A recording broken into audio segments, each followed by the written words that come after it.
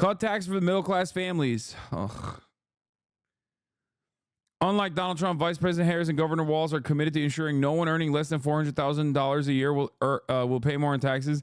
They believe that we need to chart out. Wait, they will also expand the child tax credit to provide $6,000 tax credit to families with newborn children. They believe no child in America should live in poverty. Like, I hate that the only time we do good things is in the form of a tax cut. You know? No policies can ever be implemented that is not a tax cut. It's got to be a tax cut. Yes, that's what a tax credit is, chatter. That's just a different way to say it.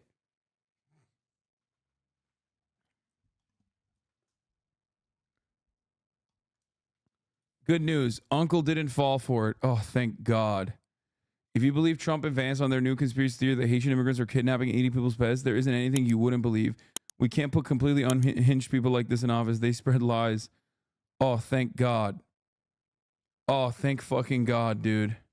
Holy shit. After the Venezuelan one, after the Venezuelan migrant crime crisis that he totally fucking believed, I was genuinely worried that he was like, Haitians are also eating cats.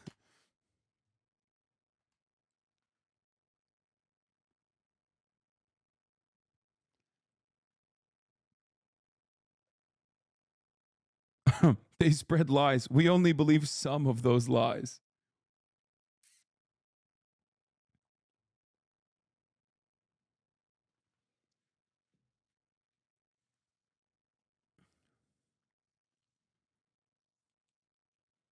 Did you know that there's an entire wiki page comparing Zionism and Nazism?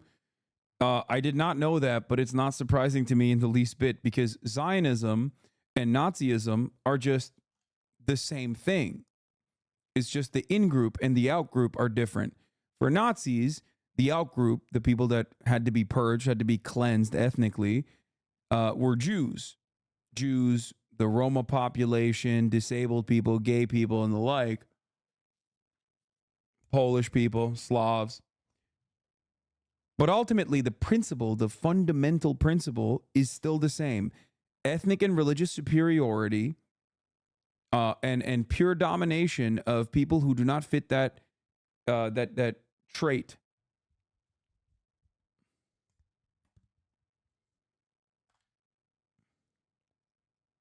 Haitian here, I eat hella pussy.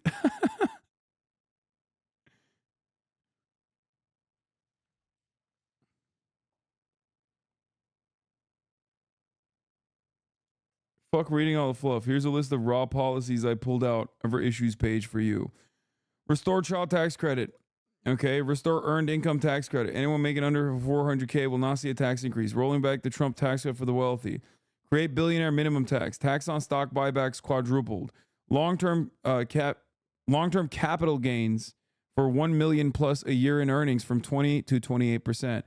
Build 3 million new homes. I mean, this is not fluff, by the way. There is actual, so far, some of these are really good, right? Problem is, they don't actually push any of the good policies. They just kind of let that hang over there, and they only focus on the tax credits or tax cuts in general. Okay? TYT, nephew using tweets. Listen, I'm giving Uncle Jank his flowers, okay? He deserves this for not falling on the right-wing trap on this one.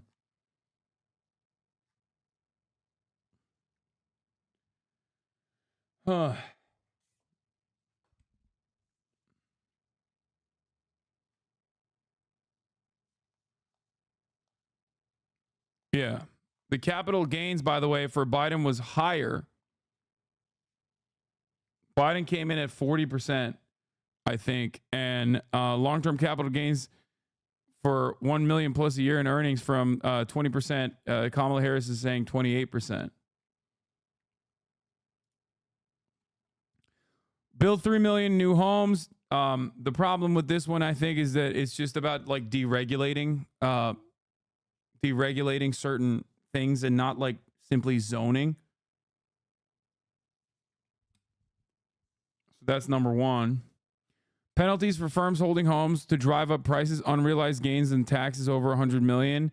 Outlaw price fixing apps used by landlords. That's actually a good thing. And also a thing that the administration is also already working on. Another one of those like good policies, like from the Brandon camp, from the Brandon admin, that they never talk about. Okay. Up to $25K for new home buyers down payments. Not my favorite. I don't really like this at all. It is what it is. I'm sure it'll maybe help some like middle class, like middle income, upper middle income people get excited to vote for her. But like overall, I think the real problem with housing is the unaffordability crisis is caused by not enough units, which she addresses here, but more importantly, not enough affordable units in general. Small businesses, this part I fucking do not care for and actually think is just both shitty policy and also shittier politics in general. Right?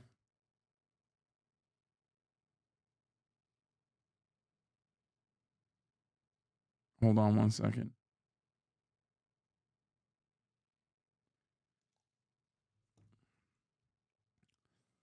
Wants 25 million new business applications, startup expense tax deduction for new business from 5K to 50K.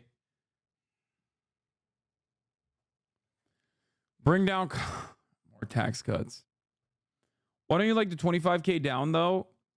Because the $25,000 down payment, like the help for $25,000 down payment, does not actually address the root cause of the problem. I mean, it's fine. It's not the worst policy. It just does not address the root cause of the problem. It's barely a Band-Aid. It helped me buy my first home in Illinois. You understand where I'm coming from, though, right? Like, you get it. That's why I said it's helpful for a lot of people who are right there. And there's a shit ton of people who would actually benefit from it. And they would most likely go out and vote for the Democratic Party. But ultimately, it's not. And no, it's not true. If 25K is what's keeping you from buying a house, you can't afford the taxes. No, you're wrong on that. You're literally wrong on that. For a lot of people, the down payment is what stops them from being fucking full-blown home buyers or apartment buyers versus apartment renters permanently. Okay? There's a lot of people that are right at the margin, but they just don't have enough push to be able to get it. Now, of course, this also runs into the problem of like, then they're just going to raise the fucking prices by $25,000.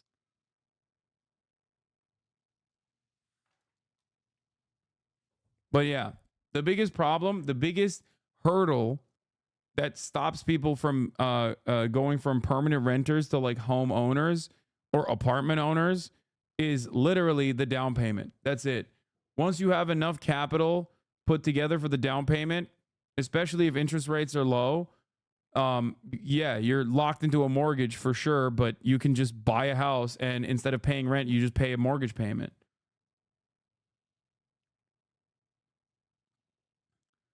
Obviously, there's differences. There's homeowners association fees depending on where you're at. There's property taxes and things of that nature depending on which state you're in.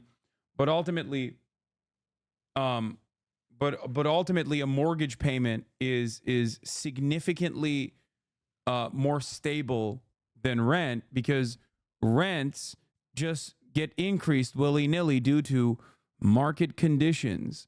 Market conditions dictate that rent always goes up, okay? Sometimes by 5%, sometimes by 10%, but at the end of your lease. It's up to the whims of the landlord, whereas once you're locked into your mortgage, you're locked in. That's your rent permanently for 30 fucking years, unless you refinance.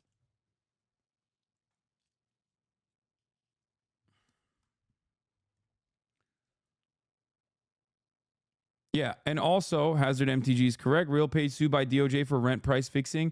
Exactly. So that's like a good thing that they're doing, right? Outlaw price fixing apps used by landlords and also going after landlords that are using price fixing apps. Like that kind of shit is good. That's not true at all. What do you mean?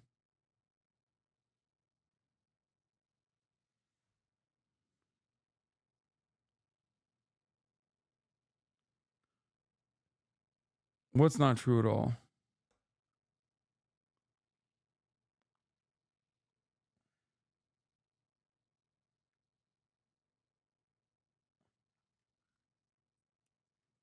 In regards to mortgage rates, property taxes increase every year. That's not true either. That's why I said it's dependent on which state you live in.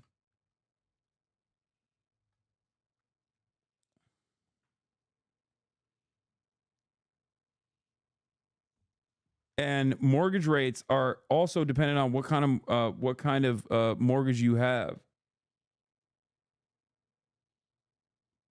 Like I have a fixed interest rate mortgage.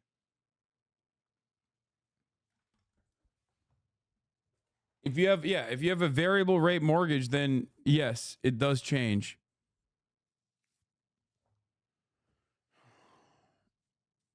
Chatter is debating you that taxes included in the mortgage payment. They don't know they're just lumped into one for escrow, but mortgage amount sways $1 or $2 depending on if it's leap year.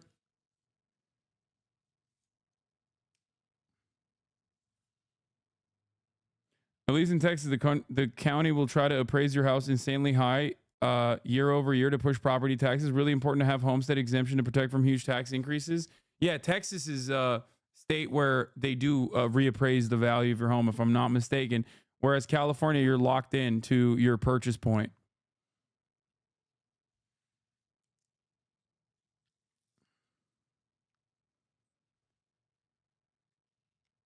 And I have a 30-year fixed rate.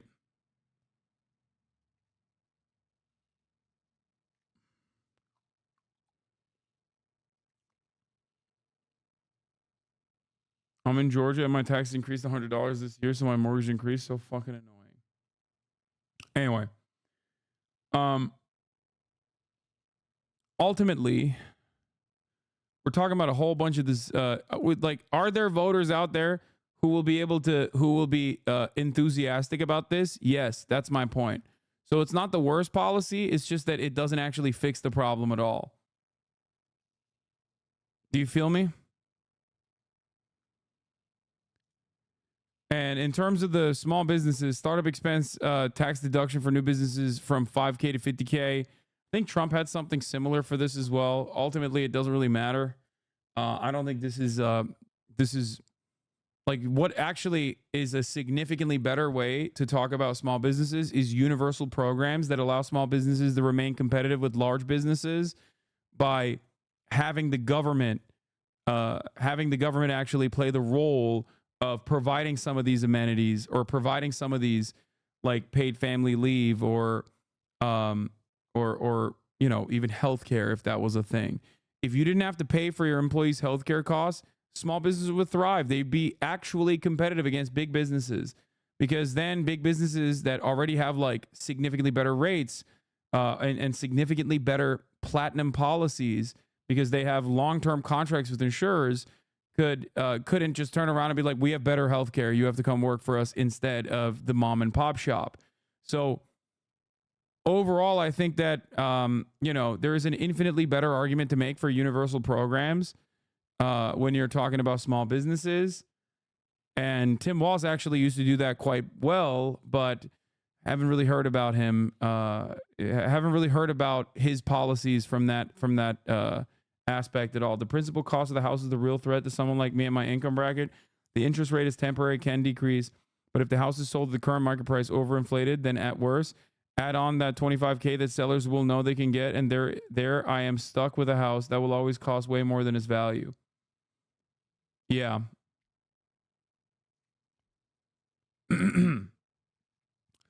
So there's that. Bring down costs. Ban of corporate price gouging. Fucking don't know if they'll actually follow through on it, but it's good that they're promising it. Okay. That's actually at least like smart that they're fucking promising that. Polling at 83%, by the way. One of the most bold policies that they've posted. One of the boldest policies that they've posted. And also, in my opinion, a great way to message. You're not saying price caps. You're saying we're banning corporate price gouging for food and groceries. Now, The implementation of that is going to be difficult, and the Harris campaign seemingly doesn't have a lot of juice and momentum behind it. But overall,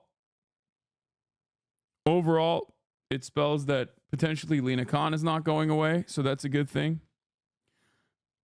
And beyond that, and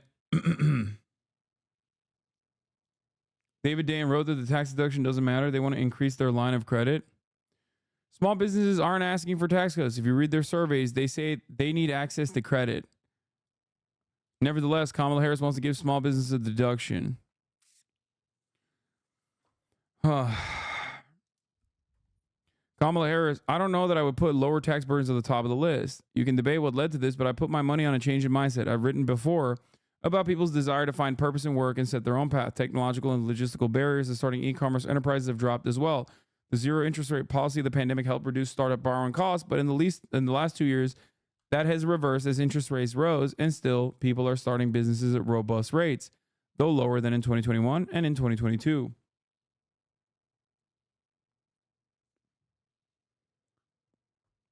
The pitch includes some other perks for small business, included easier occupational licensing rules across state lines and simpler tax filing. Harris's goal is to boost that new business formation number up to 25 million in her first term.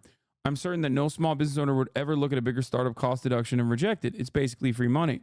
It's not much money, to be clear. 2018 bill that expanded the deduction to 20,000, which Donald Trump supported, I told you, by the way, was projected to cost 2.8 billion over a decade. Maybe Harris's version will be 7 billion. The New York Times estimated it was slightly higher at 20 billion. That's still not much. I'm less certain that any small business owner was clamoring for this. We actually know quite a lot about what small businesses worry about because a number of organizations periodically survey them.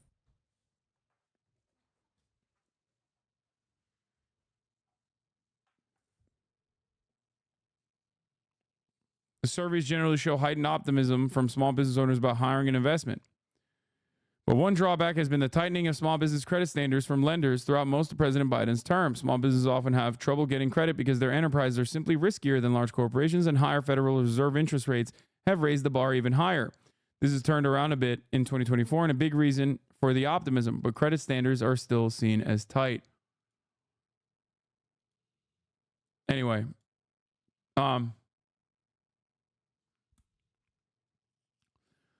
so bring down costs, ban corporate price gouging, review corporate mergers to ensure compliance. Great. Cap insulin costs for everyone, not just seniors. Great. Okay. And not just insulin. Move beyond insulin.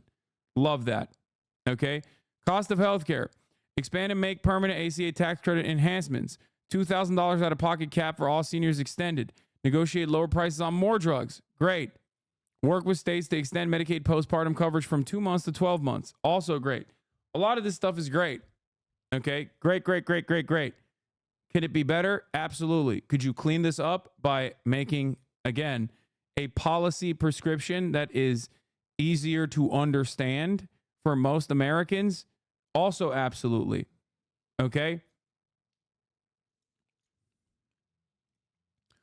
Social Security, make the rich pay more into the system. It means removing the cap. There's no other way that you can make rich pay more into the system.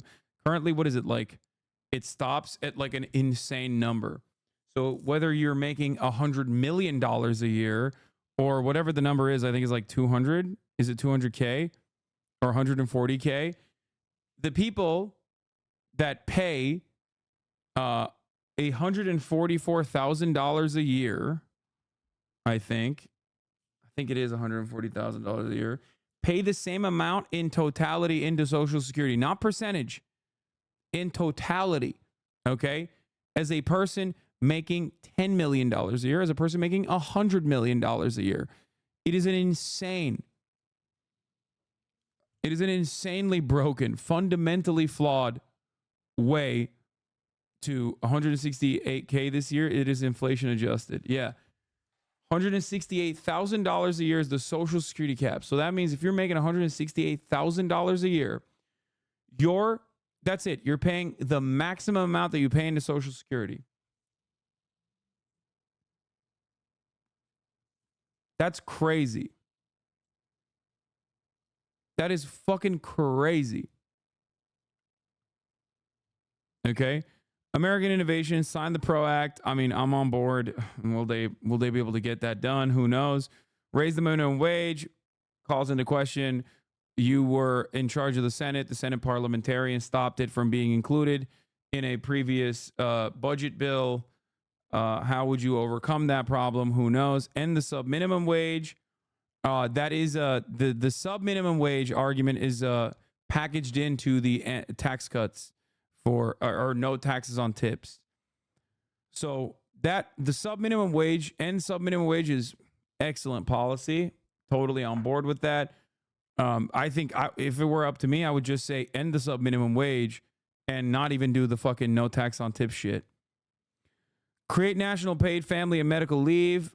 Great. Eliminate tax on tips for lower income service and hospitality workers. Like I said, it's the same as the end of sub minimum wage. That's how it's packaged. Overall, when we look at the Kamala Harris campaign promises so far, or her policies so far, you might start noticing a trend. Okay. Now, before you say, oh, well, she's lying, she's not going to do any of this shit. No, duh. Okay. Obviously. But it matters what direction they're pushing for in terms of like winning the election. Okay. You have to remember that. So the question I have for you is, and maybe you have already noticed this, do you really ever hear from Kamala Harris about the PRO Act or ending the sub minimum wage or removing the cap on Social Security so that like there is a percentage payment beyond $168,000? Because I certainly have not, and I pay pretty close attention to these fucking campaigns. Now, the issue here is, and I said this early on with the going after price gougers. She said that once and then shut the fuck up about it permanently. Never again. Okay? She said that one time and then never talked about it again. And then the Republican Party immediately was like, that's communism, that's Maoism, that's fucking Venezuela, that's Venezuela, that's Venezuela. Now the Republicans keep attacking it. Okay? The Republicans keep attacking it. But the problem is, it still hasn't changed people's attitude towards it. So what does that tell you? It tells you that regardless of the Republicans looking at a policy that is objectively populist, therefore popular, no matter how much they call it communism or socialism, people still go, nah, dog, my fucking grocery costs are too fucking high. I don't give a shit. Yeah. They're saying they're price gouging. Okay, that's something that I can understand. Yeah, get after them. Get after them. Lower these goddamn grocery prices. That's it. At the end of the day, when you're like, when Donald Trump, for example, he tried to do this about healthcare. He's like, if Kamala Harris gets elected, everyone will have healthcare. Like, okay, great. What fucking American is like, oh, I hate that? Okay, they don't. They don't hate that.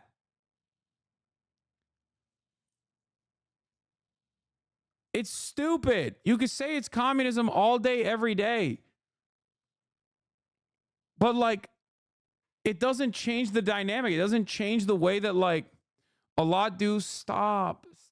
Don't fucking say a lot do. I'm showing you that it doesn't matter. My dad hates it. Okay, well, your dad is fucking stupid. Okay, he's dumb. I'm sorry.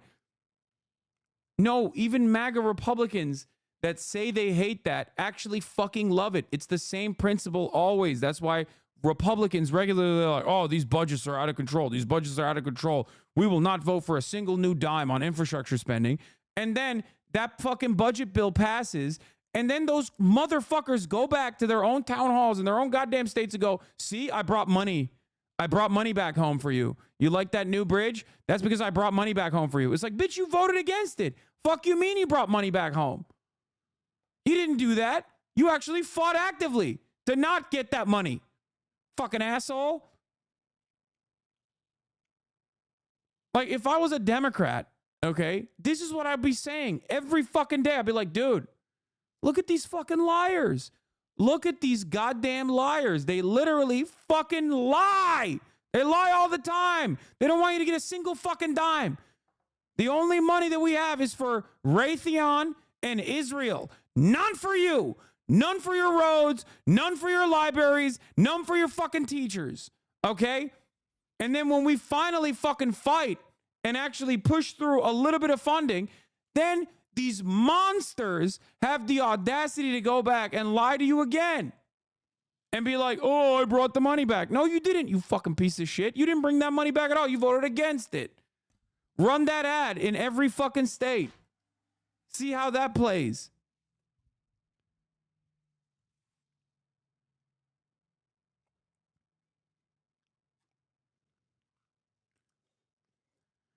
Oh.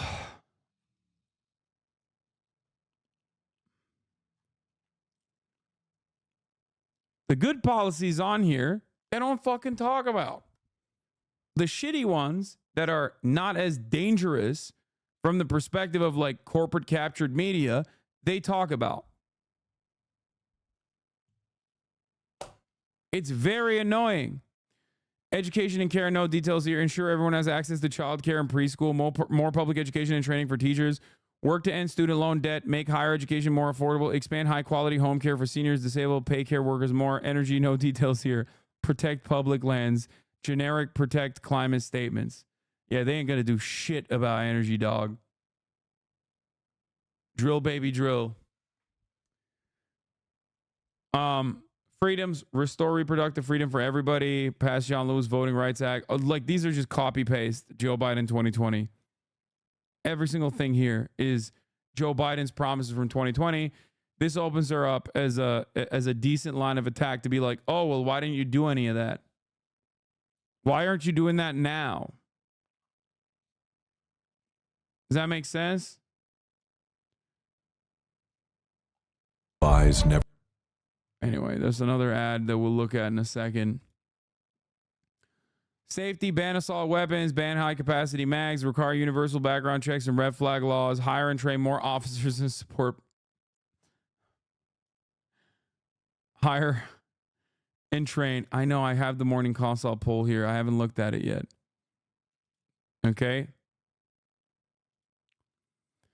Safe, secure, prosperous, no details. Normal. Oh, then the Israel-Palestine stuff. Oh my fucking God. Normal Israel-Palestine line written by state law, pushing for ceasefire, wants Palestinian people to have a right to dignity, security, freedom, and self-determination. Generic anti-China stuff. Push to end veteran homelessness. More vet mental health services. Vet suicide prevention effort. Better jobs for vets. So a lot of that stuff is the actually really bad shit. In terms of like the Israel Palestine stuff, it's just, oh my fucking Lord, dude. Here, let's look at it. It is straight up identical to what Kamala Harris has said thus far.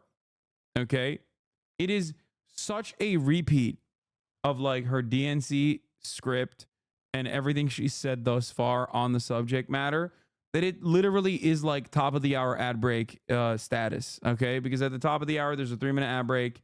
And if you no longer want to see those ads, all you need to do is subscribe for $5 or for free with the Twitch Prime by connecting your Amazon Prime account to your Twitch account. You get one free Prime subscription a month. It's real bad, okay? There's no sugarcoating it. It's bad as fuck. Here's the 3-minute ad break now, by the way. Okay?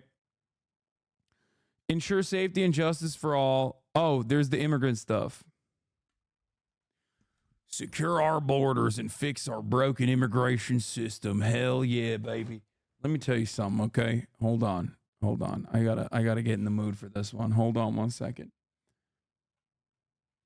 Hold on.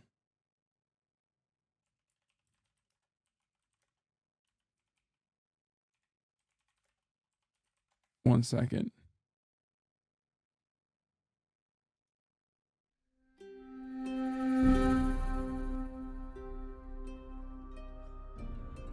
No, that's not good enough. Yeah.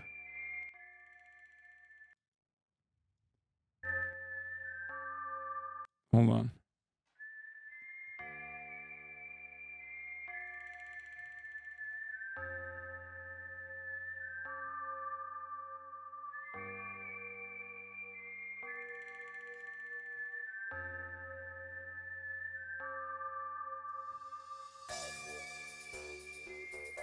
Vice President Harris and Governor Walz believe in tough, smart solutions to secure our border, keep communities safe, and reform our broken immigration system. As Attorney General of California, Vice President Harris went after international drug gangs, human traffickers, and cartels that smuggled guns, drugs, and human beings across the U.S.-Mexico border. As Vice President, she supported the bipartisan border security bill, the strongest reform in decades. This legislation would have deployed more detection technology to intercept fentanyl and other drugs and added not one, not two, but 1,500 border security agents to protect our border. After Donald Trump killed the border deal for his political gain, she and President Biden took action on their own, and now border crossings are at the lowest level in 4 years. Their administration is seizing record amounts of fentanyl and secured funding for the most significant increase in border agents in 10 years. As president, she will bring back the bipartisan border security bill and sign it into law. At the same time, she knows that our immigration system is broken and needs comprehensive reform that includes stronger border security and an earned pathway to citizenship. Vice President Harris is committed to ending the opioid epidemic and tackling the scourge of fentanyl, which goddamn immigrants are bringing in over the border, even though 90% of the fentanyl is smuggled across regular ports of entry and also smuggled across by American citizens. But right now, I'm really invested in this narrative that it's the goddamn Latinos doing the dang thing. Law-abiding abuelas and abuelitas. Mamacitas. They're coming across the border and they're smuggling fentanyl in their pockets. Because that's what the goddamn Republicans say, and I have to say that too. Because I'm fucking terrified of presenting a strong, morally consistent stance. Let's continue. She has met and mourned with those who have lost loved ones to fentanyl overdoses. As Attorney General, she prosecuted drug traffickers seizing over 10,000 kilos of cocaine and 12,000 pounds of methamphetamine. In the White House, she helped direct more than $150 billion to disrupt the flow of illicit drugs and delivered billions of dollars in investments to states to fund life-saving programs. Under the Biden-Harris administration, the FDA made the overdose reversal drug naloxone available over the counter. This past year, the number of overdose deaths in the United States declined for the first time in 5 years because we're killing the goddamn abuelas who are bringing the fucking goddamn fentanyl over the border. That's why. As president, she will sign the bipartisan border bill that will fund detection technology to intercept even more illicit drugs, as she'll keep fighting to end the opioid epidemic. Vice President believes no one is above the law. Okay, the rest of it is just like no one has immunity for crimes committed while in the White House. That's some like fucking regular old libtard bullshit. Okay?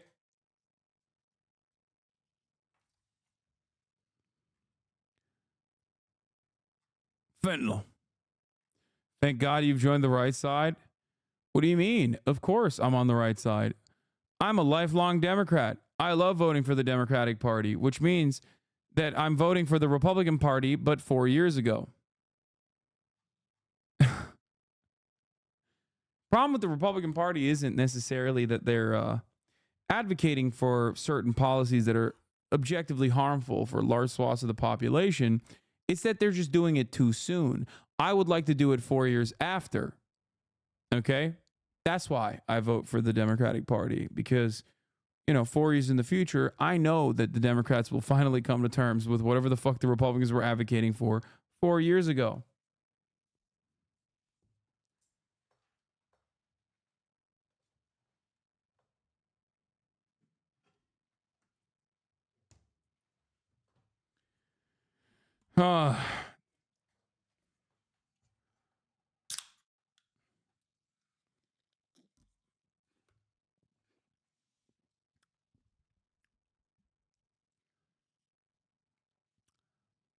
Okay. Now let's do this part. Okay. Keep America safe, secure, and prosperous. And for that, I need a different tune. Okay.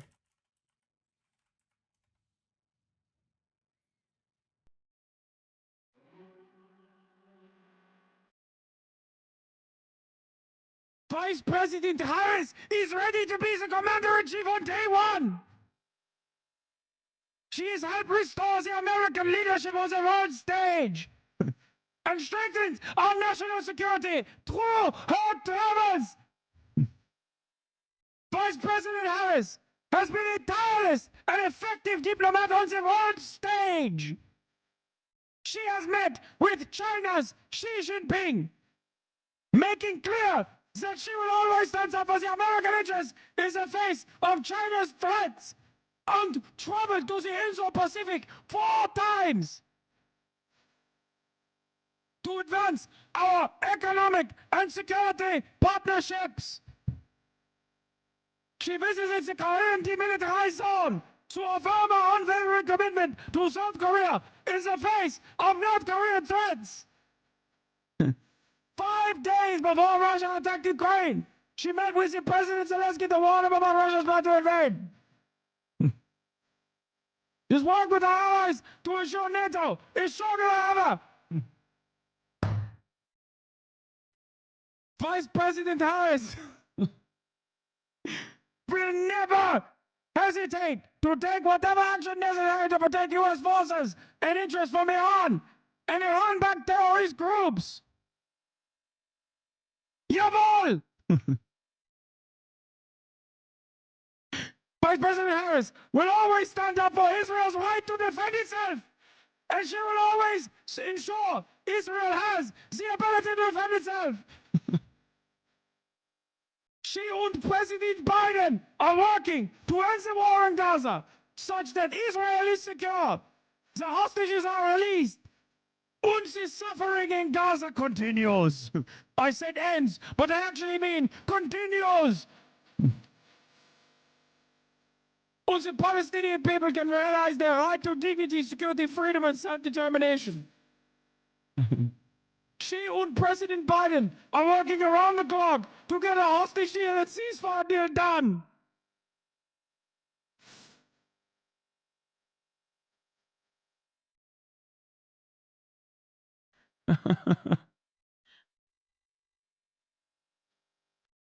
Okay.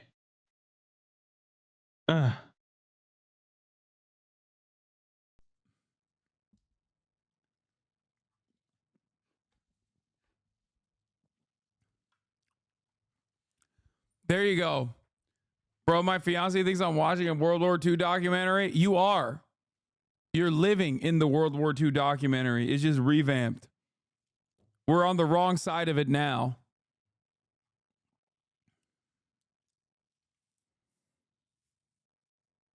Anyway.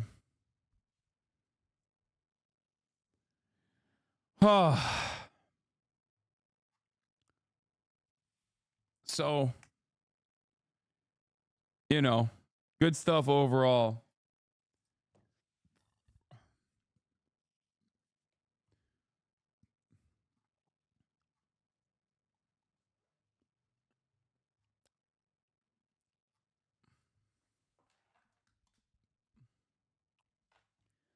World War II Brass Summer Edition. Yeah, it's just like World War II Extended Cut and also gay.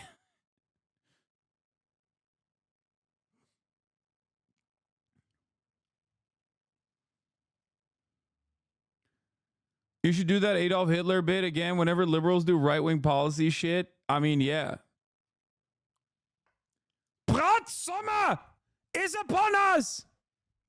Dude, every time I see shit from Israel is literally zone of interest. It's just straight up zone of interest. Okay? Straight up. Bratwurst Sommer.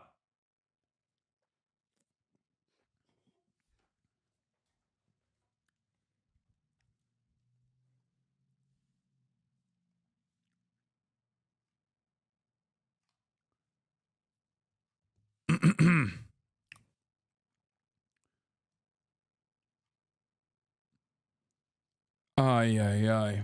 So, you know, it's been 50 days since Kamala Harris. Oh, God, he's such a poster. He's so lame.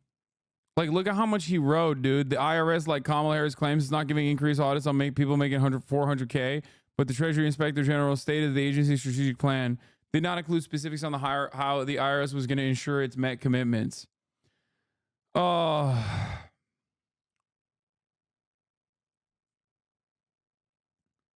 The IRS has recovered billions of dollars in taxable revenue under the Brandon regime. And they did it by going after people making millions of dollars, okay? Like $1 million a year plus.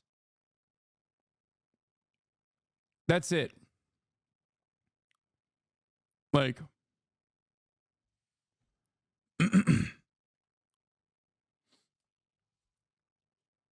I did do Hasan Guesser. Yes, you missed it. The IRS is also going after like big corporations that are tax cheats as well. These are things that the Kamala Harris campaign should be prominently posting.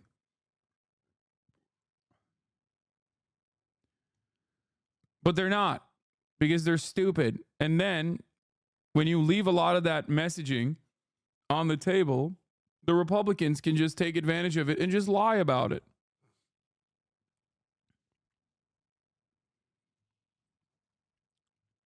Treasury Secretary Janet Yellen, under questioning in the House, could not deny that 90% of new audits under the IRA would be on households earning less than $400,000. The Nonpartisan Government Accountability Office found that the majority of additional taxes the IRS recommended from audits from 2021 to 2010 to 2021 came from taxpayers with income less than $200,000. Yes, it's much easier to go after people making less than $200,000 for being tax cheats. By the way, what the fuck are we talking about? Like, this literally is so stupid. You're upset that like the IRS is going after people not paying their taxes. Like, what do you mean? Like, yeah, dude, pay your fucking taxes. Like, what are you talking about? God, Americans are so fucking annoying. Jesus Christ, I hate this shit. Like, how? What do you mean? Like, oh, I can't believe it. Like, it's not like you want the IRS to go after wealthy people. You want to underfund them consistently.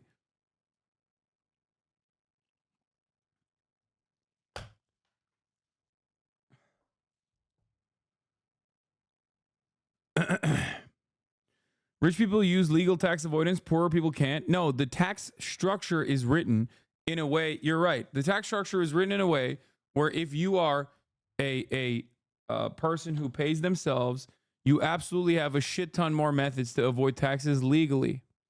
Okay, this is true. The problem is this is already in existence. Okay, so perhaps a better solution would be to, one, obviously enforce existing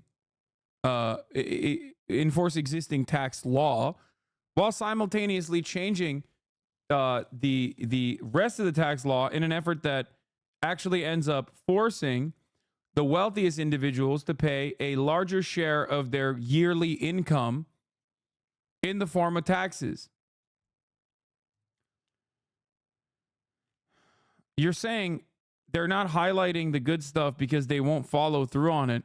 But that's fucking stupid, because some of the things that I'm talking about are things that already happened under the Biden administration. So, like,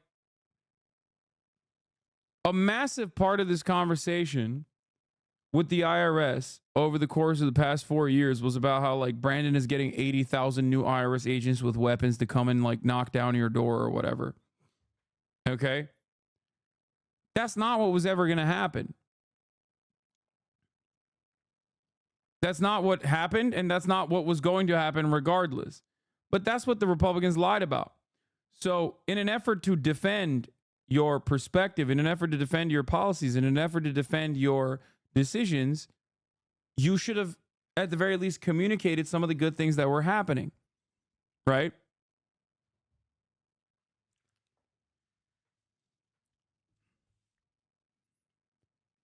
This is a classic Republican strategy, which is to actually work tirelessly to increase tax cuts for the wealthy, but you can't sell that to the broader public. So you sell it by being like, yeah, you'll get $500 at the end of the year if you're working poor.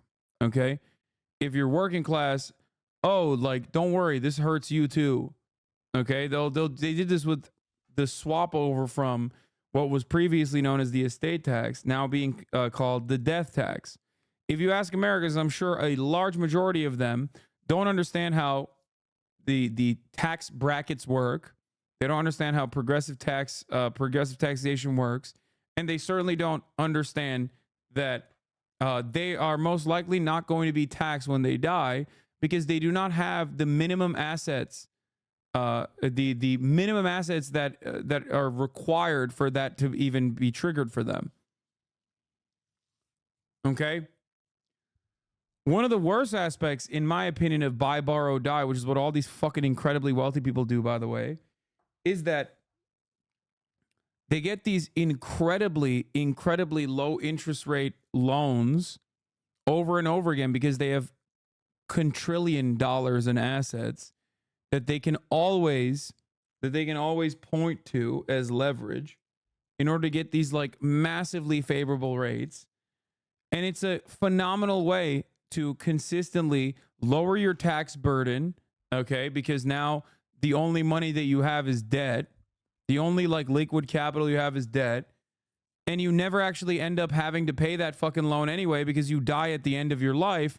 And then your entire fucking, your entire stock portfolio is carried on to your next in line without any taxes whatsoever on it. So then they can do the same shit over and over again. There are so many psychopathic, like tax-free or negative tax methods in which rich people can continue buying whatever the fuck they want without any sort of like legitimate penalty or any sort of tax burden. It's very, very frustrating.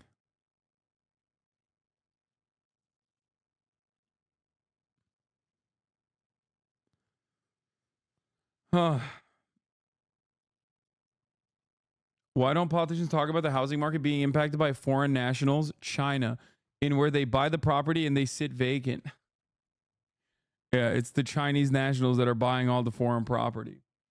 And then you fucking look at a list and like Chinese nationals buying property or buying farmland is like 15th on the list.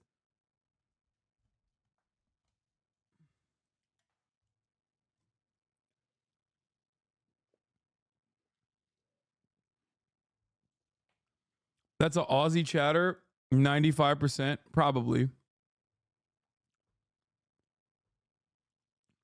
Australia is ceded territory. Okay, it is a Chinese protectorate.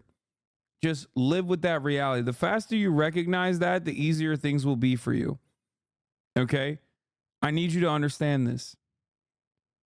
It's gone.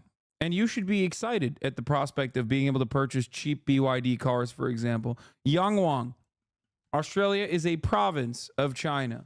And that's a good thing. It's not a bad thing. I wish America was under the Chinese protectorate. Maybe you'll even get high-speed rail if you play your cards well enough.